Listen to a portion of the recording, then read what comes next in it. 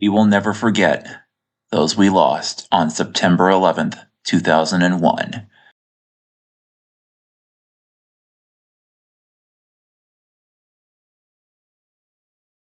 What's up? It's Marty Yitram, the geeky American otaku, and you are in the Nerd Nest.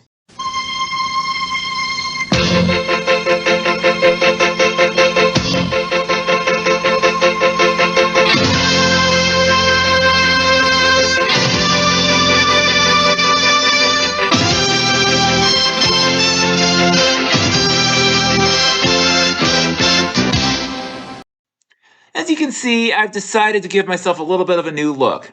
Got a little ball cap here, Boise State, representing my where I live now. I got all these cute pins, cool pins here. Yeah, they're not cute, they're cool. And of course, I'm wearing these glasses. These are basically just blue light glasses because it's getting harder for me to see on the computer all the time. Hey, if I'm going to call my channel The Nerd Nest, I might as well look the part. Anyway, I was hoping to do a Let's Play of the Japanese Super NES game Sailor Moon Another Story, but I've decided to put that off for now as I was having a little trouble with the sound. I'm going to try a different Let's Play later this month. I'm also working on another video of me having anime characters playing a game show with me badly voicing the characters, so look for that soon. You have been warned. For now, it's time for another episode of 15-minute game show reviews.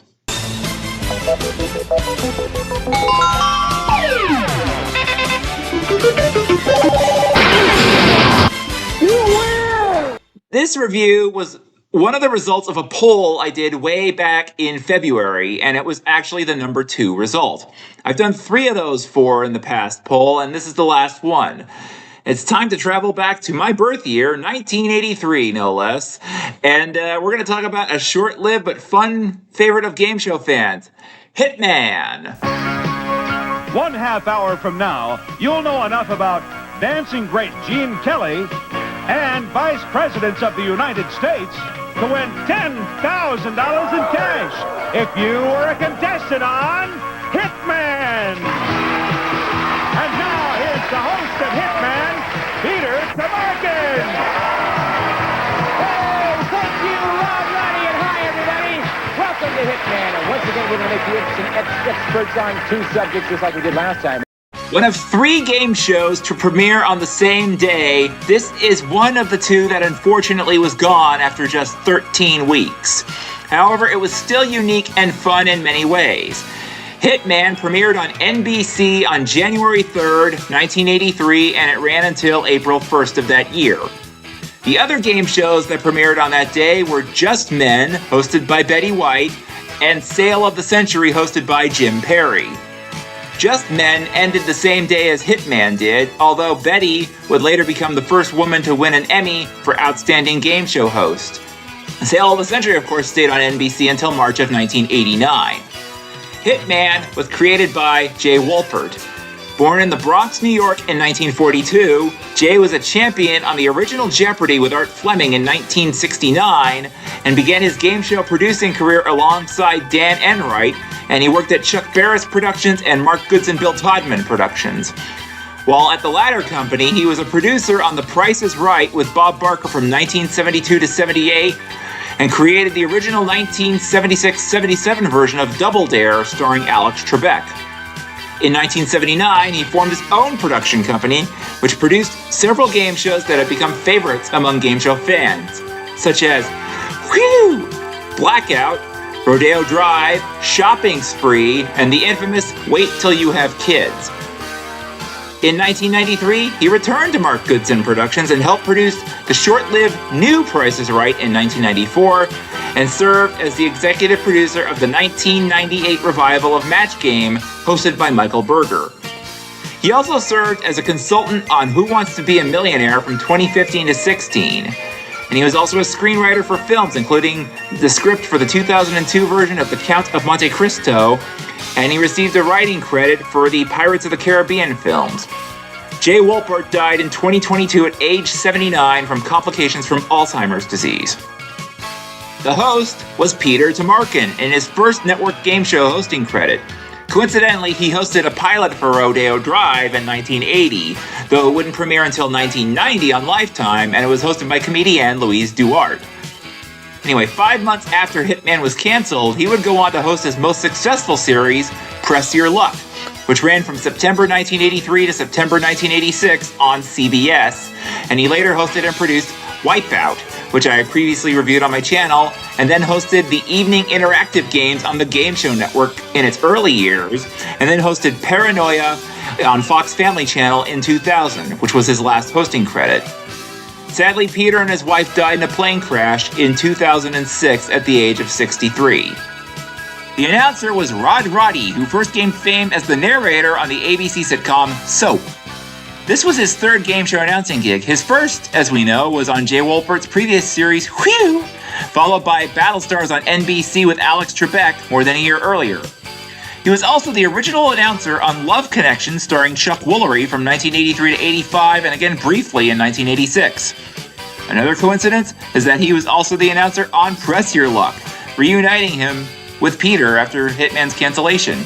He would later move on to his most famous announcing role in February of 1986 when he succeeded the late Johnny Olson as the announcer on the fellow CBS game show The Price is Right, and he stayed on that show until his death from colorectal and male breast cancer in 2003 at the age of 66. The game was played like this. 4 contestants competed, one of which was a champion or champion designate. The other 3 were challengers who competed in the first round for the right to face the champion in the second round. Their podiums were colored blue, yellow, and green from left to right. These 3 players competed in a quiz based on memory and instant recall. Round 1 started when a film, narrated by Peter, was shown to the contestants. The champion watched this film off stage for reasons which I'll explain later. The subjects varied from show to show, and they could cover a broad variety of topics such as biographies, behind-the-scenes features about movies, the history of certain products, professions, hobbies, sports, you name it. And it always had some humorous dialogue from Peter. After the film ended, a race was held to see who would face the champion in round 2. Peter would ask questions to the 3 challengers about the film they just watched. If a contestant buzzed in with a correct answer, the challenger moved 1 step up a 5-step ladder behind them. If they answered incorrectly or failed to answer before a buzzer, the question was thrown out and that player would not be allowed to answer the next question. The first challenger to give 5 correct answers won $300 and sat out for the rest of the round. The second player to do so won $200. These 2 challengers advanced to round 2 to face the champion, while the remaining player was eliminated from the game and received consolation prizes. In round 2, the champion joined the 2 remaining challengers on stage, and all 3 contestants were shown a second film about a new subject and were asked a series of toss-up questions about it. The object of the game this time, for all 3 contestants, was to defend a series of hitmen assigned to them. The champion was given 7 hitmen, and they were always colored red, with the first place challenger from the first round receiving 4, and the second place challenger receiving 3. The color of the challenger's hitmen was the same as their podiums from round 1. Now, each toss-up question was played as a one-on-one showdown between the champion and one of the 2 challengers. The winner of round 1 got the option of taking on the champion themselves or passing to the other challenger and making them play first. Answering a question correctly caused the opposing contestant to lose one of their hitmen, while answering incorrectly or not in time cost the opponent that did so one of their own. Each challenger played against the champion one at a time until they lost a hitman. Any player who lost all of their hitmen was out of the game. If either challenger lost all of their hitmen, they were eliminated, and play continued with the champion and the remaining challenger. The game continued until the champion had eliminated all 7 of their opponent's combined hitmen, or until they had lost all 7 of their own. The champion would retain the title in the former case. In the latter case, the challenger that was in control when the champion's 7th and last hitman was knocked out became the new champion and would go on to the bonus round. The bonus round was called the Triple Crown. The champion faced a board of 8 columns that contained varying numbers of circles. One column had 1 circle, while 2 columns each had 2, 3, and 4 circles, and the last column had 5. The champion would turn their back to the board, and the columns were then scrambled and put into place. The champion would have 60 seconds to answer questions based on the day's 2 films without turning to face the board. And this is why the champion watched the first film off stage. The player chose a column and Peter began to ask questions. Each correct answer placed what was called a money man into one of the circles. But a pass or incorrect answer forced the champion to choose a new column, and that column was now out of play. The contestant was never told how many answers were needed to fill a chosen column until it had been successfully filled or when the round ended. The round continued until the champion either won the game, time had run out, or all 8 columns were exhausted. The champion won $1,000 for filling in 1 column with the required number of money men, then doubled their winnings to $2,000 for 2 columns, and if they could fill in 3 columns with the required number of money men, they won $10,000 in cash. The champions remained on the show until they were either defeated in the second round of the main game or they had played the Triple Crown 5 times, whatever came first. And that is how Hitman was played. Now we grade it. This show was interesting to say the least. I didn't know about it for years until I saw it on YouTube. Most people probably don't know about it because it only lasted 13 weeks. It was a victim of bad ratings, unfortunately. Let me give a little background. In May of 1982, NBC only had 1 game show left on its daytime schedule, Wheel of Fortune. Everything else was soaps. So by the end of that year, the Peacock decided to shake things up in 1983 by getting rid of the soaps Texas and the long-running soap Search for Tomorrow and replacing them with some new game shows.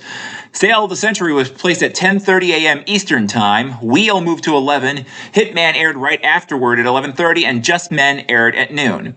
Although Hitman had a good lead-in with Wheel, it went up against the second half of The Price is Right on CBS and reruns of The Love Boat on ABC. As such, NBC did not renew Hitman past its original 65-episode commitment, and the show aired its last episode on April 1st, 1983. On the final episode, instead of doing the usual request for contestants during the final segment, Rod Roddy told the viewers this. If you would like to be a contestant on Hitman, forget it! And now back to Peter Tomarken. Peter then explained to everyone what Rod meant before thanking everyone involved. Just Men suffered a similar fate and aired its last episode after Hitman did. The latter show, however, suffered from low affiliate clearances as many larger markets aired newscasts at noon by 1983. Sale of the Century, of course, stayed on NBC's schedule until March of 1989, and Wheel of Fortune stayed on until the daytime show moved to CBS that summer. But again, a short run does not mean a bad show.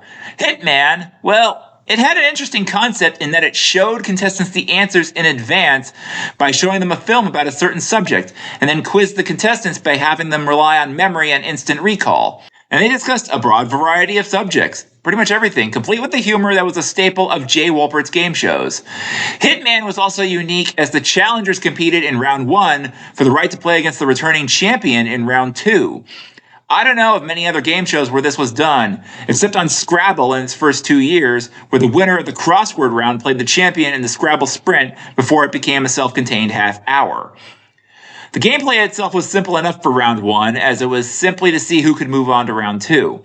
The gameplay in that round was also interesting, as it was basically a battle.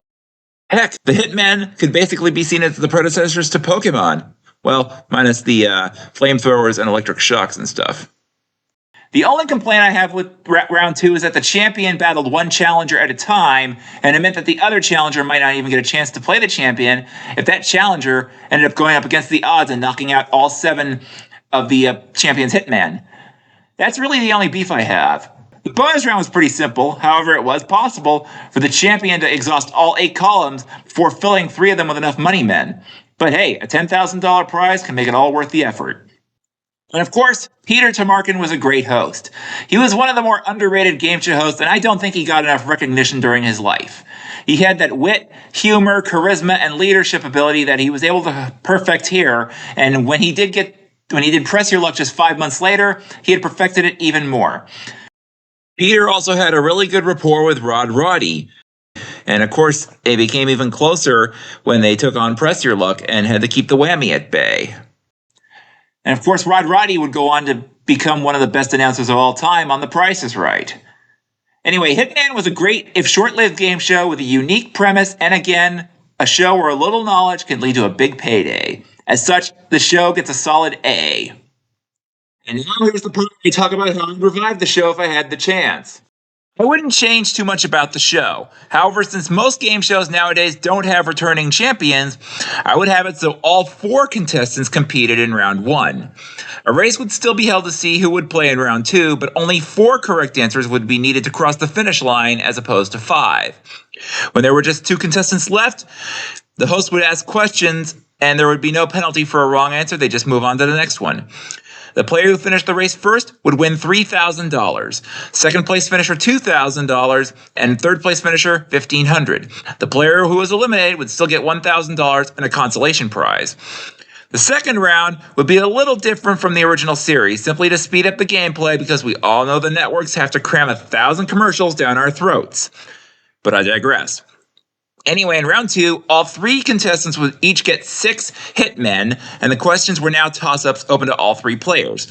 However, the 2 contestants who finished the round 1 race in second and third would compete against the first place finisher as well as against each other. As before, answering a question correctly caused the opposing contestant to lose a hitman, while answering incorrectly or not in time caused the contestant that does so one of their own. Unless the first place player answers correctly, then both of their opponents will lose a hitman. The contestant who loses all hitmen as before is eliminated, and the game continues with the 2 remaining players. The player who still has 1 hitman left after the other 2 lost all of theirs was the winner and plays the Triple Crown. The rules for that round are still the same as before, but getting 1 column filled with the required amount of money men wins $5,000, filling 2 columns doubles it to $10,000, and filling 3 columns in 60 seconds bumps up their winnings to $25,000. As for the host, my choice would be either Todd Newton, Mayim Bialik, or Jeff Sutphin. The announcer could be either Gary Kroger, Burton Richardson, or Rich Fields. Or maybe even better, Randy West, who was actually a contestant on the final episode of the series and was the show's final champion. Unfortunately, he did not win the Triple Crown. However, that should not be a disqualification from him being the announcer of a possible revival. Anyways, my most recent episode of 15-Minute Game Show Reviews. Remember to smash the like button, subscribe to my channel, follow me on Space Hay. I got more videos coming soon. I'm Marty Ittram, the geeky American otaku, and we are logging out of the nerd nest. See you next time.